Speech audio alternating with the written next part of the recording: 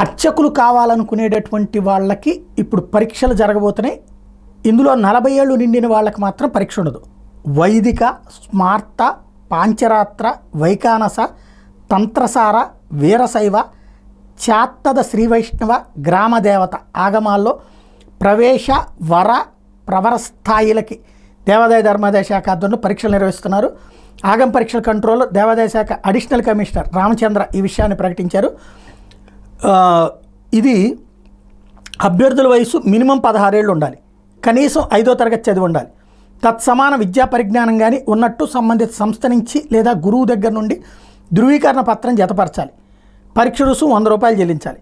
40 ఏళ్ల వయసు నిండిన అభ్యర్థులకు మాత్రమే రాత పరీక్షకు మినహాయిస్తారు. వాళ్ళు గెజిటెడ్ అధికారితో ధృవీకరించిన పుట్టిన తేదీ సర్టిఫికేట్ జతపరచాల్సి ఉంటుంది. 40 ఏళ్ల కంటే తక్కువ వయసు ఉంటే తప్పనిసరిగా ఓరల్ రాత పరీక్ష రాయాలి. అయితే పరీక్షలు దేని మీద ఉంటాయి? వర, ప్రవర రాసే అభ్యర్థులు గెజిటెడ్ అధికారిచే ధృవీకరించిన ప్రవేశ, వర పరీక్షల యోగ్యతా పత్రాలను దరఖాస్తుతో పాటు సమర్పించాలి. దరఖాస్తుని ఏడాది సెప్టెంబర్ 20లోగా ఆన్లైన్లో సమర్పించాలని చెప్పి సూచించారు.